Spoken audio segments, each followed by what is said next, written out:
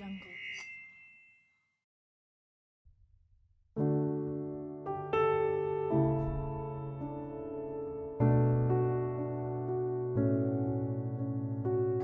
Tetapi waktunya akan datang, mempelai itu diambil dari mereka, dan waktu itulah mereka akan berpuasa.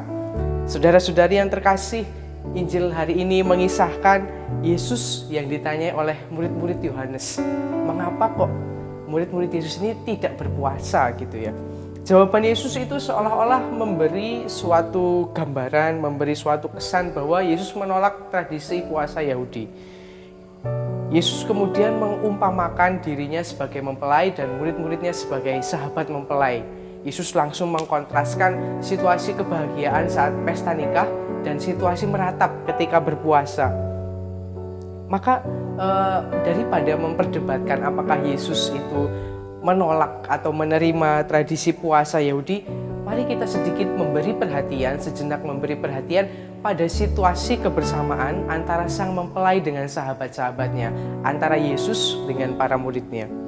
Sebagai orang beriman, kita percaya bahwa Allah itu adalah satu-satunya sumber keselamatan. Tidak ada sumber keselamatan lain selain Allah.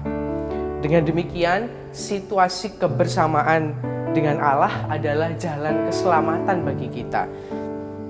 Sebaliknya, ketika Allah tidak lagi ada bersama dengan kita, maka kita seharusnya berduka.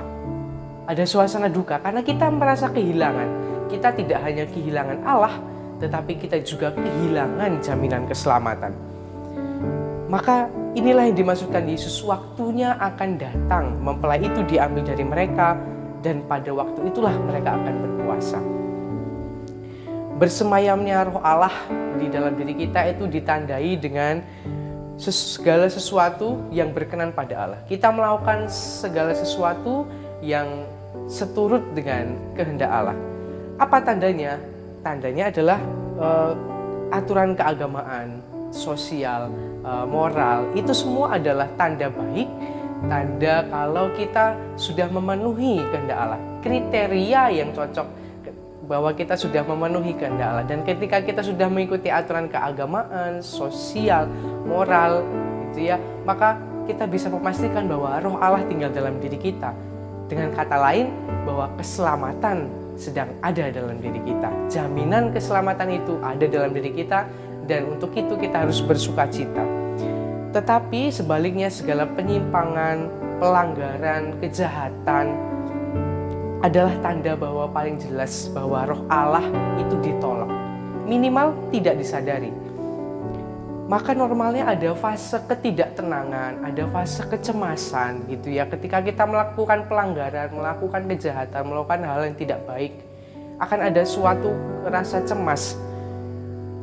Maka secara psikososiologis misalnya, ada para penjahat itu yang bahkan tidak mengenal Allah sekalipun mungkin tetap akan merasakan ketidaktenangan ketika mereka melakukan kejahatan. Kalau mereka tenang-tenang saja ya aneh gitu. Kalau mereka merasa tenang-tenang saja berarti mereka sudah mencampur adukan antara tindakan dan idealismenya. Sehingga melakukan kejahatan itu buat mereka ya sah-sah saja. Dan itu hal yang paling kita takutkan. Lalu bagaimana dengan kita orang Kristiani? Apakah tindakan kita sudah sesuai dengan kehendak Allah? Apakah kita merasa cemas ketika kita tidak melaksanakan kehendak Allah? Atau kita tenang-tenang saja? Kalau kita tidak tenang-tenang saja, apakah kita merasa takut hanya sebatas takut karena hukuman Allah? Atau lebih daripada itu? Saudara-saudara yang terkasih, meskipun takut pada konsekuensi hukum, para penjahat yang tidak mengenal Tuhan pun akan merasa cemas gitu ya, dan bergulat dengan perasaan bersalah karena sudah melakukan kejahatan.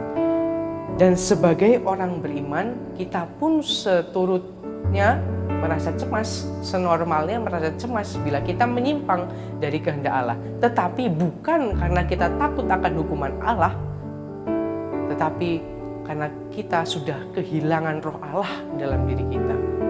Kita sudah kehilangan jaminan keselamatan. Dan oleh karena itulah kita harus merasa cemas. Karena keselamatan tidak lagi ada dalam diri kita. Roh Allah tidak lagi bersemayam dalam diri kita. Maka untuk itulah kita harus merasa cemas, kita harus merasa bersedih, kita harus meratap dan berduka cita. Dan puasa adalah cara manusia untuk memohon kepada Allah dengan niat yang mendalam. Situasi berpuasa dengan suasana berduka dan meratap itu menunjukkan bahwa kita sungguh-sungguh memohon dengan sangat bahwa Allah kiranya bersedia untuk kembali hadir dalam diri kita. Allah kiranya sudi bersemayam lagi dalam diri kita. Maka kita ingin supaya roh Allah hadir kembali dalam hidup kita, dalam hati kita masing-masing. Dengan terbuka kita ingin menerima seluruh karyanya, ingin menerima seluruh cintanya. Supaya jaminan keselamatan itu benar-benar ada dalam diri kita. Kita mendapatkan jaminan keselamatan. Maka saat berpuasa ini, mengapa kita harus menahan segala hawa nafsu, harus berpantang, mengurangi makan ini itu? Tidak lain bukan karena hal-hal teknis, tetapi karena kita ingin menyingkirkan segala sesuatu, karena hanya Allah yang kita inginkan. Dengan secara sederhana, karena hanya Allah yang kita inginkan, maka segala sesuatu ya harus kita singkirkan. Maka ketika kita sedang melakukan tindakan menghilangkan rasa hormat terhadap kesucian, kita merasa bersalah dan kita merasa bahwa roh Allah hilang dalam diri kita. Pada saat itulah kita harus berpuasa.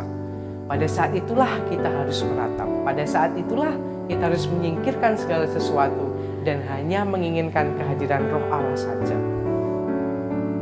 Maka saat kita melakukan pelanggaran dan kesalahan, mari kita berjuang bersama.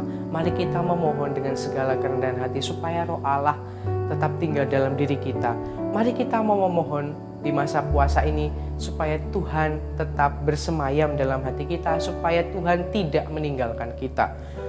Mari kita menyadari, mari kita mengakui bahwa kadangkala kita menolak dan mengabaikan Allah. Maka mari kita menyadari juga bahwa kita kadangkala mencari kepentingan kita sendiri sehingga kita menolak Allah. Maka dalam masa puasa ini marilah kita memanjatkan permohonan supaya roh Allah tetap tinggal dalam diri kita, supaya Allah yang sungguh tidak kita pandang itu juga tidak hengkang dari hati kita. Tuhan, kasihanilah kami. Hanya Engkau yang kami inginkan di atas segalanya. Jangan tinggalkan kami, ya Tuhan.